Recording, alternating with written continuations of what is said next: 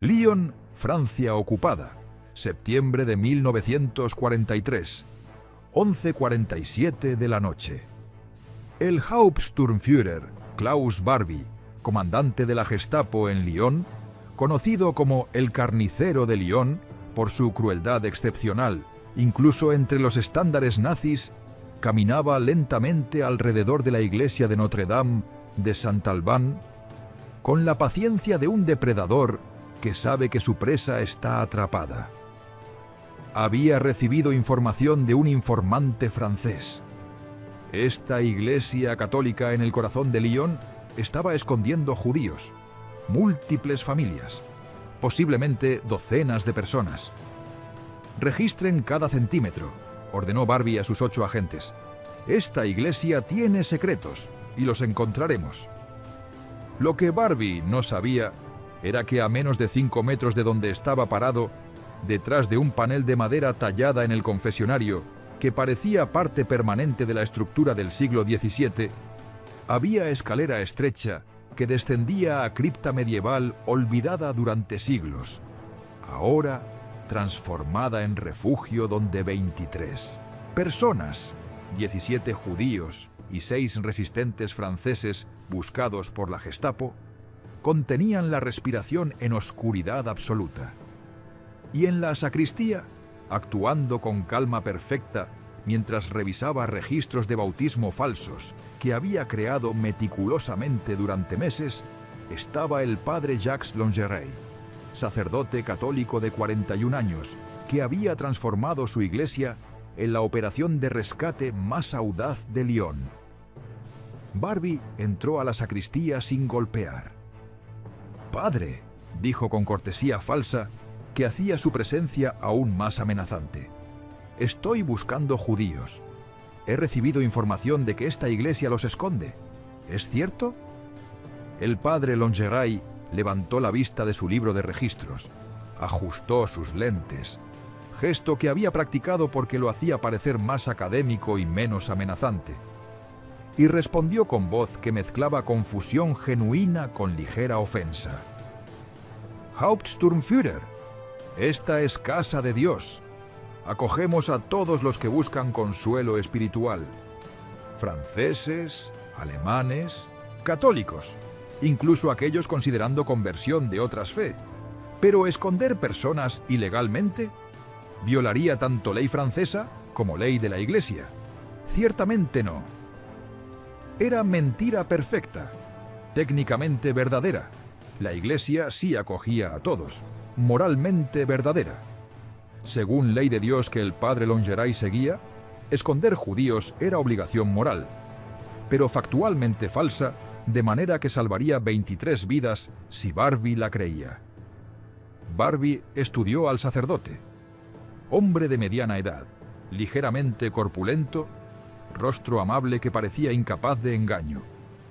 Exactamente el tipo de sacerdote rural que Barbie había visto docenas de veces. Piadoso, tal vez un poco ingenuo. Definitivamente no tipo que desafiaría a Reich. «Entonces no tendrá objeción a que registremos la iglesia completamente», dijo Barbie. No era pregunta. «Por supuesto que no», respondió el padre Longeray con calma, que había cultivado a través de meses de encuentros similares. «Aunque debo advertirle, la iglesia tiene 400 años.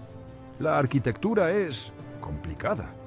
Muchos espacios pequeños, almacenamiento, áreas no usadas. El registro podría tomar tiempo». Era advertencia sutil. Si Barbie quería registrar cada rincón de una iglesia medieval masiva con cripta, catacumbas, campanario, docenas de habitaciones pequeñas, tomaría días. Y Barbie, como todo oficial nazi en Francia ocupada, tenía docenas de otras prioridades. Pero Barbie no había ganado reputación de interrogador más temido de Lyon siendo perezoso. «Tenemos tiempo», respondió con sonrisa fría. Durante las siguientes 4 horas, la Gestapo destrozó la iglesia de Notre-Dame de Saint-Alban. Revisaron cada banco, cada confesionario, cada armario. Subieron al campanario. Bajaron a la cripta principal, pero no encontraron la cripta secreta. Golpearon paredes buscando espacios huecos. Abrieron cada caja, cada armario, cada baúl. Encontraron exactamente nada. Ni una persona escondida, ni un documento incriminatorio, ni evidencia de actividad ilegal. Lo que no encontraron era panel falso en el confesionario del lado norte. Panel que requería presionar secuencia específica de flores talladas en orden específico para abrirse. Panel que el padre Longeray había diseñado personalmente con carpintero de confianza, basado en mecanismo de seguridad que había visto en castillo medieval años antes. Detrás de ese panel, bajando escalera de piedra medieval de 40 escalones, en cripta olvidada que no aparecía en ningún plano arquitectónico moderno, porque había sido sellada en el siglo XVI y solo redescubierta por el padre Longeray durante renovaciones en 1941. 23 personas permanecían en silencio absoluto. Entre ellos, la familia Levy, padre, madre, 4 hijos de edades 3 a 14. La familia Goldberg, abuelos ancianos, su hija, 2 nietos, David Rosenberg, pianista judío de 32 años, Sarah Cohen, maestra de 45 años, y docena más de almas cuya única protección contra deportación a Auschwitz era panel de madera tallado, escalera secreta y sacerdote que había decidido que ley de Dios superaba ley de hombres. Barbie finalmente se rindió a las 4:15 de la mañana. «Está limpio», anunció con frustración apenas oculta. «Por ahora. Pero estaré vigilando, padre. Si descubro que me mintió, lo enviaré a Montluc. Y lo que hacemos allí con mentirosos no es piadoso». «No miento, Hauptsturmführer», respondió el padre Longeray. «Mentir es pecado». Era verdad. El padre Longeray no mentía. Simplemente no contaba verdad completa. Y según su confesor y superior, el arzobispo Jules Giraud Saliège, quien secretamente apoyaba la resistencia, eso no era mentira. Era omisión justificada por circunstancias morales extraordinarias. Cuando la Gestapo finalmente se fue, el padre Longeray esperó 30 minutos completos antes de abrir el panel secreto y permitir que las 23 personas salieran de la cripta. Algunos temblaban, algunos lloraban silenciosamente. Todos sabían que habían estado a metros de muerte cierta. «Gracias, padre», susurró el señor Levy, abrazando al sacerdote con fuerza de hombre, aferrándose a vida misma. «No me agradezcan», respondió el padre Longeray suavemente. «Agradezcan a Dios que nos dio estos muros gruesos y a los constructores medievales que construyeron esta cripta tan bien que los nazis modernos no pueden encontrarla. Lo que la Gestapo nunca entendió, lo que Klaus Barbie nunca descubrió, a pesar de 7 redadas adicionales durante los siguientes 18 meses, era que el padre Jacques Longeray había transformado la iglesia de Notre-Dame de Saint-Alban en la operación de rescate más sofisticada de Lyon. Durante 3 años, 1942 a 1945, aproximadamente 400 judíos pasarían por esta iglesia, algunos quedándose días, otros semanas, algunos meses, cada uno recibiendo no solo refugio, sino identidad nueva, certificados de bautismo falsos, documentos de identidad católicos, historias de cobertura meticulosamente construidas. El padre Longeray los convertiría en católicos en papel y en proceso los salvaría de cámaras de gas. Esta es la historia de cómo un sacerdote rural con conocimiento de arquitectura medieval y profunda convicción moral construyó santuario dentro de santuario, de cómo transformó confesionarios en puertas secretas, cripta en refugio y registros de iglesia en fábrica de identidades falsas, de cómo la fe se convirtió en resistencia, la caridad cristiana en desafío activo y el amor al prójimo en guerra contra genocidio, y de cómo un hombre que nunca había disparado arma salvó más vidas que muchos soldados, usando solo arquitectura, falsificación y coraje absoluto. El sacerdote poco probable Jacques Longeray nació el 15 de marzo de 1902 en Villefranche-sur-Saône, pequeña ciudad cerca de Lyon. Hijo de carpintero, creció rodeado de madera, herramientas y construcción. Su padre le enseñó a leer estructuras de edificios, entender cómo peso se distribuía, dónde arquitectos escondían espacios de almacenamiento. Cada edificio viejo tiene secretos, le decía a su padre. Espacios olvidados, habitaciones selladas, si sabes dónde buscar. Jacques recordaría esta lección décadas después, cuando necesitara esconder familias enteras de la Gestapo. A los 18, Jacques sintió llamado al sacerdocio. Ingresó al seminario en Lyon, fue ordenado en 1926 a los 24 años. Fue asignado a varias parroquias rurales antes de ser nombrado párroco de Notre-Dame de Saint-Alban en Lyon en 1938. La iglesia era estructura magnífica del siglo XVII, construida sobre fundaciones medievales que databan del siglo XII. Cuando Jacques llegó, la iglesia estaba en necesidad desesperada de renovaciones. Techos con goteras, paredes agrietadas, cripta inaccesible por décadas de negligencia. Jacques, con conocimiento de construcción de su juventud, supervisó personalmente las renovaciones. Fue durante este trabajo, en verano de 1941, que hizo descubrimiento que cambiaría todo. Mientras trabajadores reparaban piso de la cripta principal, notaron que sonido era diferente en sección particular, más hueco. Jacques ordenó investigación cuidadosa. Descubrieron que bajo capa de piedras del siglo XVII había otra capa, piedras medievales originales del siglo XII.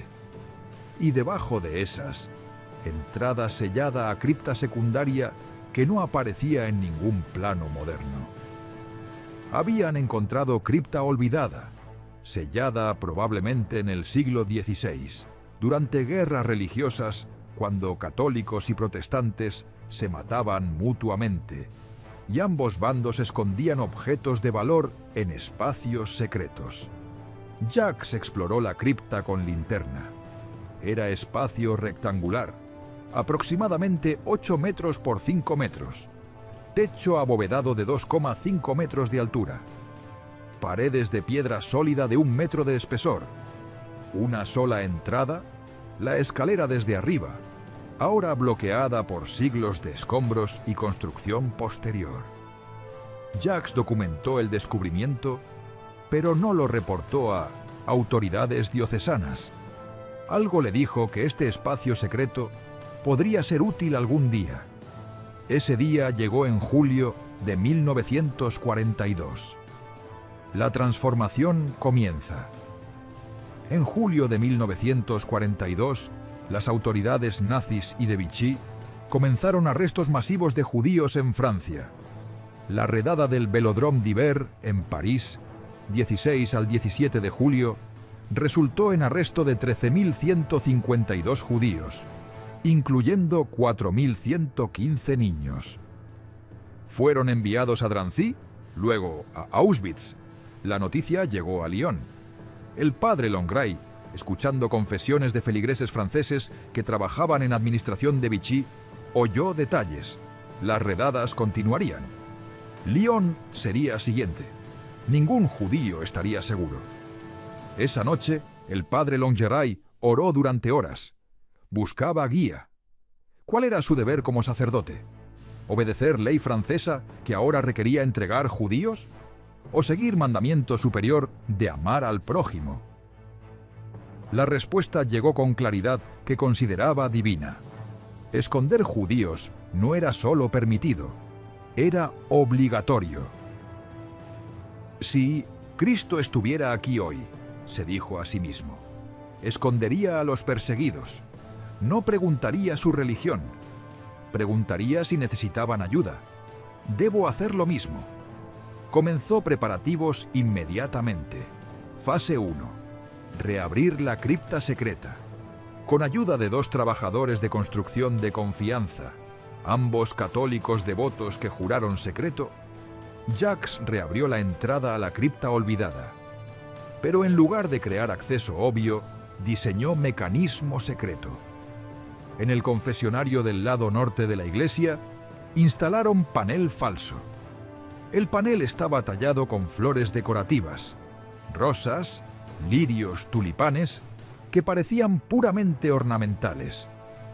Pero si presionabas las flores en secuencia correcta, rosa superior derecha, 3 lirios centrales, tulipán inferior izquierdo, mecanismo de resorte se liberaba y panel se deslizaba hacia un lado, revelando escalera descendente.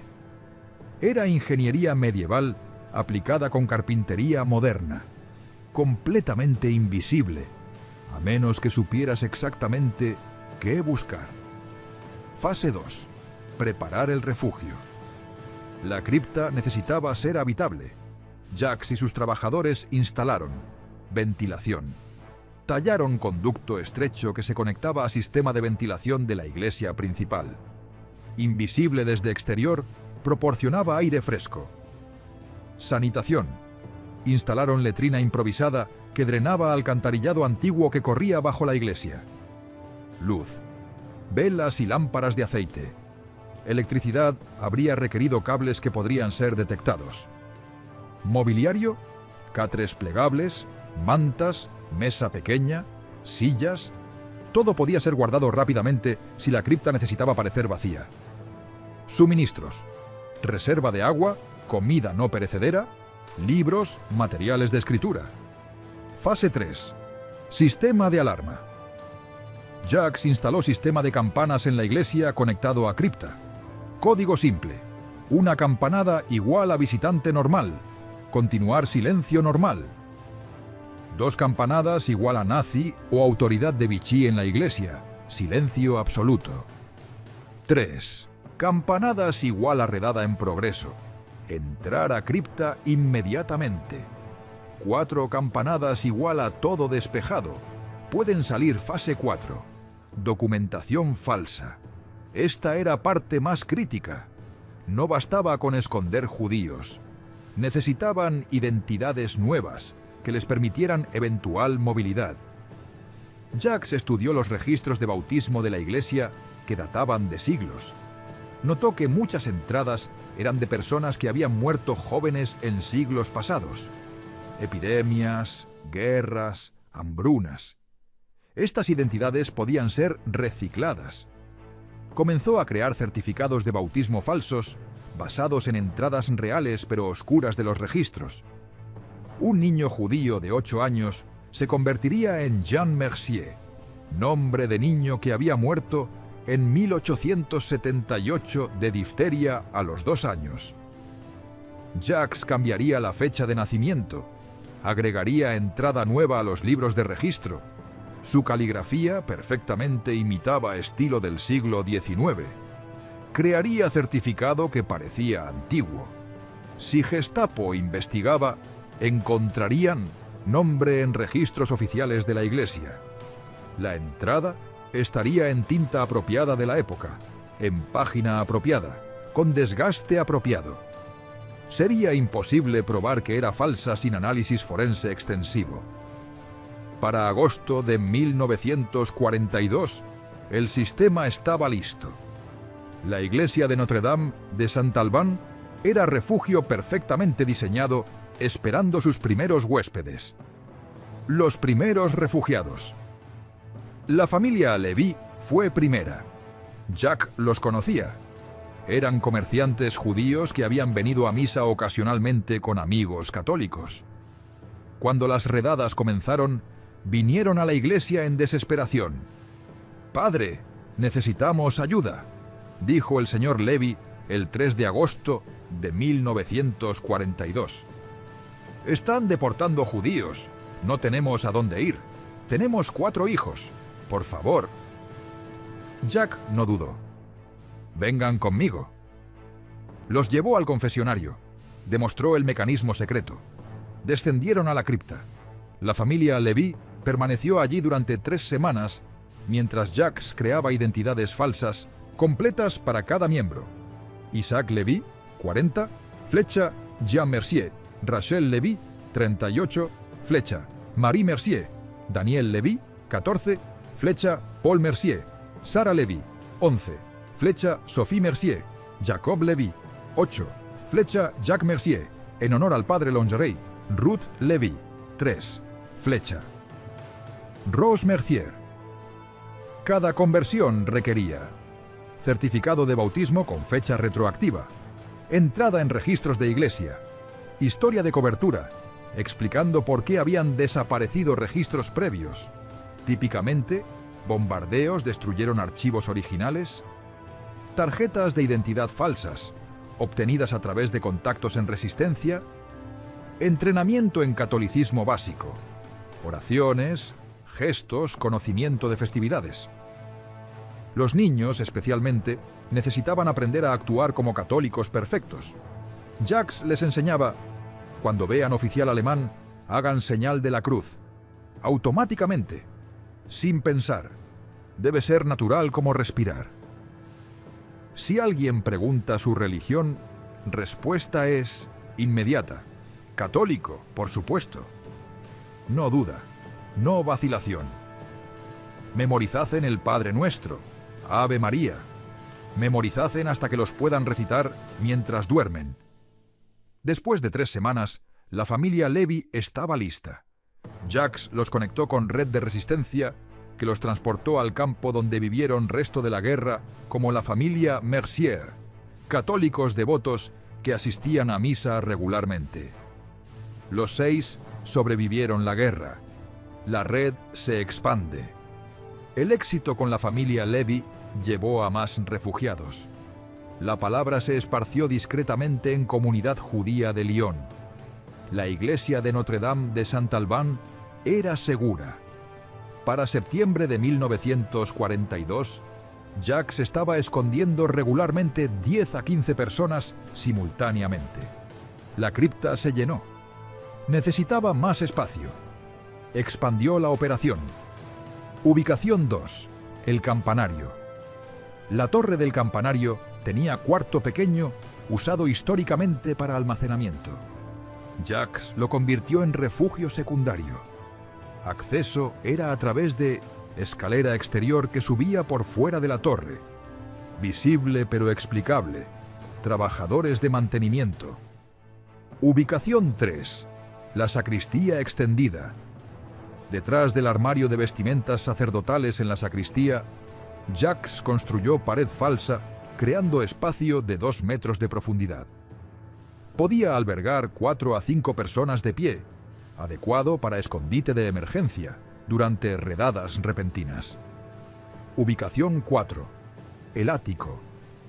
Sobre el techo principal de la nave, accesible solo a través de trampilla en sala del coro, había ático enorme que corría el largo de la iglesia.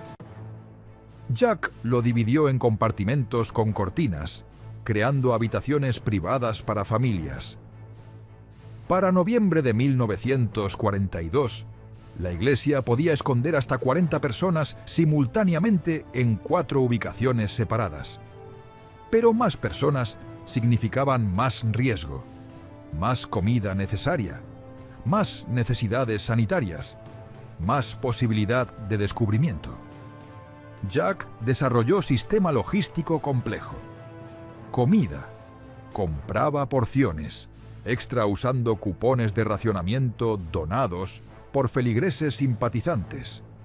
Coordinaba con granjeros católicos que traían productos para caridad de la iglesia. Cocinaba en horas extrañas, 2 a 3 de la mañana, cuando humo de chimenea no levantaría sospechas. Médico.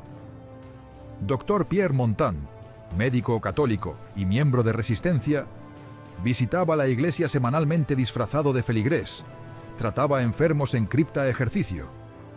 Refugiados podían salir de escondites solo de noche, brevemente, para estirar piernas en nave principal de la iglesia, puertas cerradas, cortinas dibujadas. Comunicación. Jacques traía noticias del exterior, cartas de familiares, cuando era posible, mantenía conexión de refugiados con mundo salud mental. Como sacerdote y confesor, Jacques proporcionaba apoyo emocional. Organizaba lecciones, clases para niños, mantener mentes activas. Facilitaba servicios religiosos, tanto católicos, para apariencia, como judíos, discretamente para consuelo genuino. Las falsificaciones maestras. La habilidad de Jacques como falsificador evolucionó de competente a magistral, a través de práctica constante. Para mediados de 1943, estaba produciendo documentos tan perfectos que pasaban incluso inspección experta de Gestapo. Su técnica, papel. Usaba papel viejo de registros de iglesia descartados, proporcionando autenticidad inmediata. Cuando se acababa, envejecía papel nuevo con té, exponía al sol, doblaba y redoblaba múltiples veces para crear desgaste natural. Tinta. Estudiaba tinta de entradas genuinas de diferentes épocas en registros de iglesia. Mezclaba sus propias tintas usando recetas históricas, logrando color y textura correctos para periodo supuesto del documento. Caligrafía. Practicaba por horas imitando estilos de escritura de sacerdotes previos de la iglesia. Cada época tenía estilo distinto. Entrada de 1875. Necesitaba caligrafía de 1875, no de 1943. Sellos. Los sellos oficiales de la iglesia eran críticos. Jacques tenía acceso a sellos genuinos, pero su uso necesitaba ser justificado en registros oficiales. Desarrolló técnica de crear duplicados ligeramente borrosos que parecían de sello viejo y gastado. Envejecimiento. Documentos nuevos parecen nuevos. Jacques envejecía certificados dejándolos en lugares con cambios de temperatura y humedad, cerca de ventanas, en sótano, exponiendo a polvo y suciedad, doblando donde se doblarían naturalmente. Verificación. Cada documento era verificable en registros de la iglesia. Si Gestapo investigaba, encontraban entrada correspondiente en los libros, entrada que Jacques había agregado meticulosamente, imitando estilo de época correcta. Durante 3 años, Jacques creó aproximadamente 600 identidades falsas.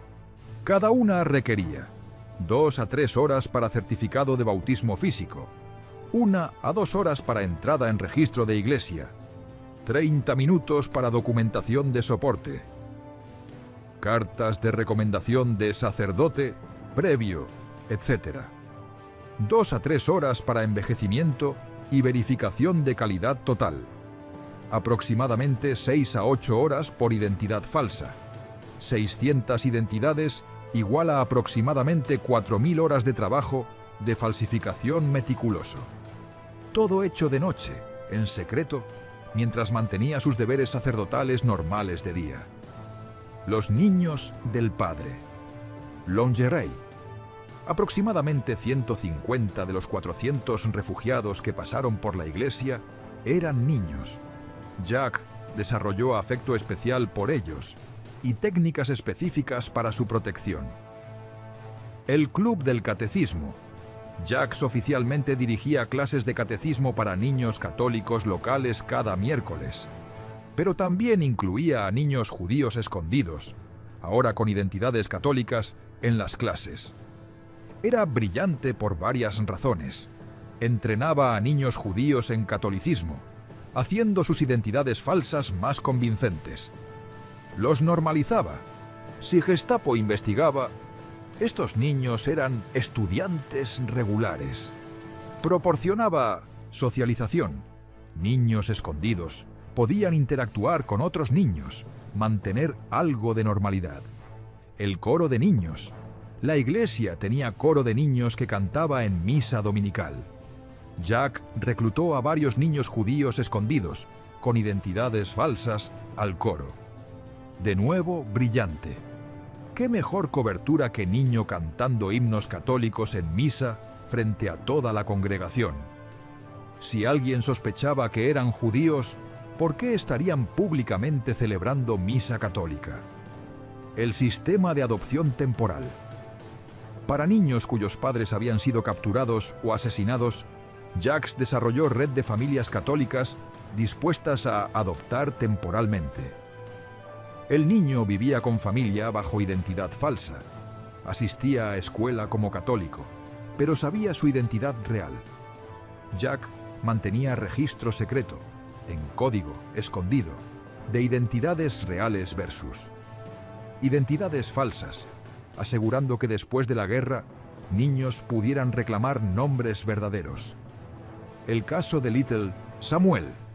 Samuel Goldberg tenía 5 años cuando su familia fue arrestada. Solo Samuel escapó, escondido por vecino que lo trajo a Jack. Jack creó identidad. Pierre Dubois, supuestamente huérfano de bombardeo. Lo colocó con familia católica, los Moreau. Samuel vivió como Pierre por 3 años. Olvidó que alguna vez había sido Samuel. Cuando la guerra terminó, Jack tuvo que trabajar con psicólogo infantil para ayudar al niño a recordar su identidad real sin trauma adicional. Samuel eventualmente recuperó memorias. Vivió el resto de su vida como Samuel Goldberg, pero nunca olvidó años como Pierre Dubois, identidad falsa que lo salvó. Los encuentros con Barbie Klaus Barbie, el carnicero de Lyon, era obsesión del padre Lingerie. Barbie comandaba la Gestapo en Lyon. Era responsable de tortura y muerte de miles. Era también extraordinariamente inteligente y suspicaz. Barbie visitó la iglesia de Notre Dame de Saint-Alban 7 veces entre septiembre de 1943 y agosto de 1944. Cada visita era test de nervios del padre Lingerie. Visita 1, septiembre 1943. Descrita al inicio de esta historia. Búsqueda de 4 horas. Encontraron nada. 23 personas en cripta secreta. Visita 2, noviembre de 1943. Barbie llegó sin aviso durante misa matutina. Observó el servicio desde atrás, estudiando a cada feligrés. Entre la congregación, 12 judíos con identidades falsas, asistiendo a misa para reforzar sus identidades católicas. Después del servicio, Barbie interrogó a Jack. ¿Conoce a todos sus feligreses personalmente, padre? A la mayoría, respondió Jack honestamente. Algunos son nuevos, refugiados de bombardeos en otras ciudades. ¿Refugiados? Barbie notó la palabra. ¿De dónde? Principalmente París y Norte. Los bombardeos aliados han dislocado a miles. Era cobertura perfecta. Explicaba caras nuevas, ausencia de registros locales extensos, incluso acento diferente si alguien lo notaba. Barbie se fue insatisfecho pero sin evidencia. Visita 3, enero 1944. Redada repentina a las 6:30 de la mañana. Jack apenas tuvo tiempo de tocar campanas 3 veces. 18 personas se apresuraron a cripta. Una familia de 4 apenas logró cerrar panel cuando Gestapo entró. Barbie personalmente revisó el confesionario donde estaba el panel secreto. Examinó la madera tallada. Presionó varias flores. Jack observaba, corazón palpitando, rezando silenciosamente. Barbie presionó rosa superior izquierda, incorrecta. 2 lirios inferiores, incorrectos. Tulipán central, incorrecto. Nada pasó. Confesionario bien construido, comentó Barbie. Artesanía antigua. Siglo XVII, respondió Jack, voz sorprendentemente firme. No los hacen así anymore. Visita 4. Marzo 1944. Barbie trajo arquitecto alemán. Revisaron planos de la iglesia obtenidos de archivos municipales. Midieron habitaciones. Compararon dimensiones con planos. Encontraron discrepancia. Las mediciones indicaban que debería haber más espacio bajo la cripta principal que lo que era visible. ¿Hay cripta secundaria?, preguntó Barbie. No que yo sepa, respondió Jack. Pero esta iglesia tiene 400 años. Puede haber espacios sellados que nadie recuerda. Barbie ordenó excavación parcial del piso de la cripta. Cavaron durante 2 días. Encontraron fundación de piedra sólida, porque estaban cavando en lugar equivocado, 3 metros al oeste de donde Entrada Real estaba ubicada. Nada aquí, finalmente concluyó el arquitecto. Solo roca sólida. Visita 5. Mayo 1944. Barbie trajo perros. Perros entrenados para detectar humanos escondidos. Jack había anticipado esto. Había desarrollado contramedida. Mantenía pimienta negra cerca de entradas secretas. Cuando campanas advertían de redada, refugiados esparcían pimienta alrededor de panel secreto antes de descender. Los perros llegaron a confesionario. Comenzaron a olfatear. Entonces retrocedieron estornudando de la pimienta. Parecía que simplemente no había nada de interés allí. Visita 6, julio 1944. Interrogatorio directo. Barbie llevó a Jax a cuartel general de Gestapo. Era primera vez que Jax había estado en ese edificio temido, donde miles habían sido torturados. «Padre Lingerie», dijo Barbie con voz peligrosamente calma, «sé que está escondiendo judíos. Cada instinto me lo dice, pero no puedo probarlo. Admítalo ahora y habrá misericordia. Mienta y cuando finalmente lo pruebe, la tortura será extensa». Jax miró a Barbie directamente. «Hauptsturmführer, soy sacerdote. Si viniera a mí buscando santuario espiritual, lo acogería. Si judío viniera buscando conversión genuina a catolicismo, lo bautizaría. Pero esconder personas violando ley, no. Arriesgaría excomunión. Arriesgaría mi alma inmortal. No haría eso». Era evasión perfecta, técnicamente verdadera. Sí, acogería a Barbie si buscara santuario, aunque Barbie nunca lo haría. ¿Moralmente justificada? Desde perspectiva católica, salvar vida no arriesgaba alma. Pero sonaba como negación convincente. Barbie lo liberó. No satisfecho, pero sin evidencia. Visita 7. Agosto 1944. Última visita. París había sido liberado. Aliados avanzaban. Barbie sabía que Reich colapsaba. Llegó a la iglesia solo esta vez. Encontró a Jacques en capilla lateral, rezando. «Padre», dijo Barbie, voz extrañamente sin malicia, «la guerra terminará pronto. Los alemanes perderemos. Cuando eso pase, ¿testificará en mi contra?» Jacques consideró. «Hauptsturmführer, he escuchado de sus acciones, las torturas, las ejecuciones. Si sobrevivo y soy llamado a testificar, diré la verdad». «¿La verdad?», Barbie casi sonrió. «¿Incluyendo que escondió judíos en esta iglesia?» «Si eso es relevante al caso contra usted», respondió Jax cuidadosamente. «Sí». Barbie asintió. «Siempre supe que mentía, padre. Simplemente nunca pude probarlo. Eso me hace respetar su habilidad, si no sus elecciones». Fue última conversación entre ellos. Barbie huyó de Lyon semanas después. Eventualmente, escapó a Bolivia, donde vivió bajo identidad falsa por décadas antes de ser extraditado y juzgado. Jack testificó en juicio de Barbie en 1987. Tenía 85 años. Describió redadas, torturas, ejecuciones y sí, admitió que había escondido aproximadamente 400 judíos en su iglesia durante la guerra. Barbie fue condenado a cadena perpetua. Murió en prisión en 1991.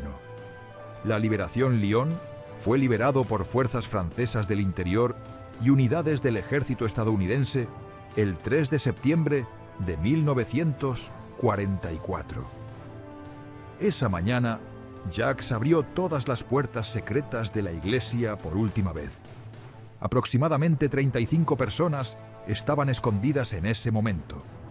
En cripta, campanario, ático, sacristía.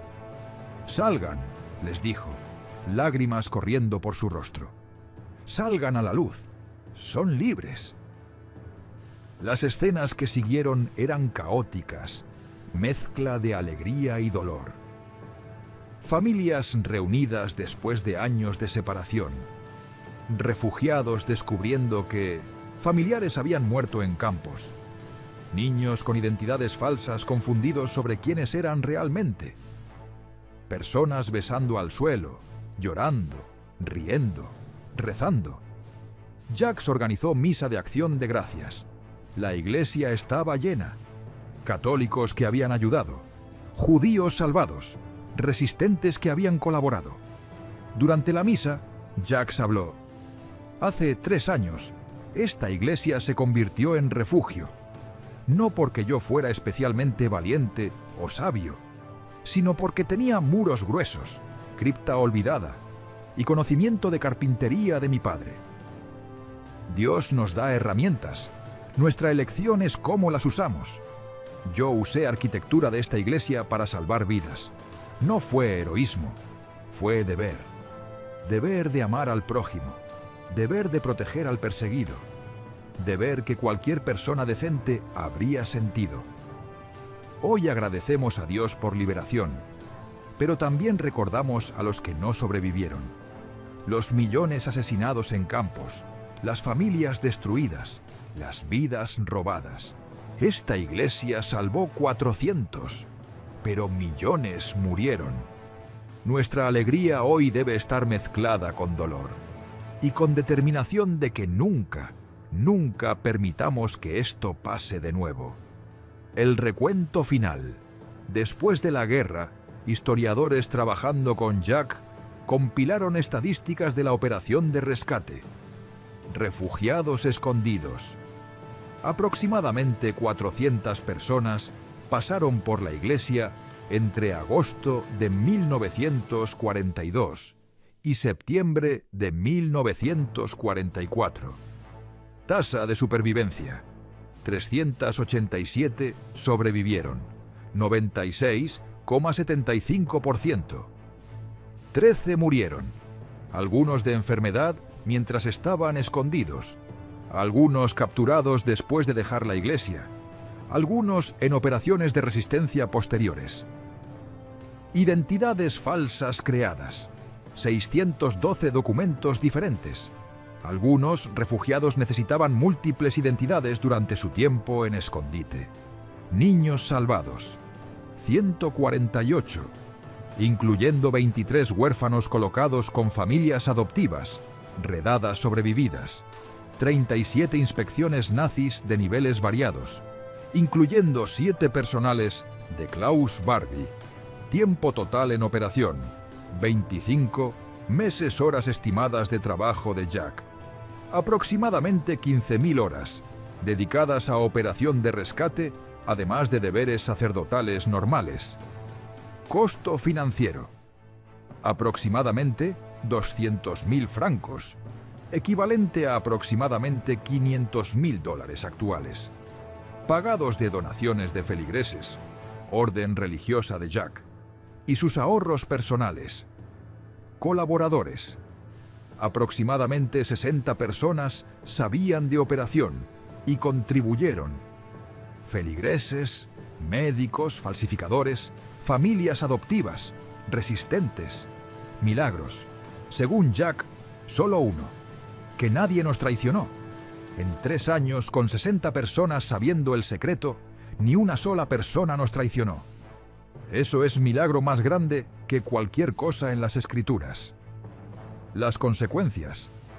El padre Jacques Longeray continuó como párroco de Notre-Dame de Saint-Alban hasta su retiro en 1975 a los 73 años.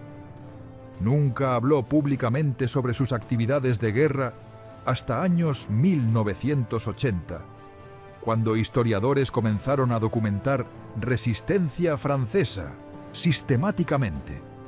En 1985 fue honrado por Yad Vashem como justo entre las naciones. Viajó a Jerusalén para ceremonia. Tenía 83 años, frágil pero mentalmente agudo. Durante ceremonia, aproximadamente 150 personas que él había salvado asistieron, ahora ancianos, con familias propias, nietos. Formaron fila para abrazarlo, agradecerle, mostrarle fotos de sus descendientes. «Padre», dijo una mujer, «usted salvó a mi madre cuando tenía 8 años. Ahora tengo 51. Tengo 3 hijos, 7 nietos. 32 personas existen en mi familia, porque usted escondió a niña pequeña en 1943. ¿Cómo agradezco eso?». Jacques, llorando, respondió: «No me agradezcan. Agradezcan a Dios que me dio iglesia con buenos muros y cripta secreta. Yo solo usé lo que tenía». Pero los sobrevivientes sabían la verdad. Jacques no solo había usado lo que tenía, había arriesgado todo: su vida, su libertad, su vocación.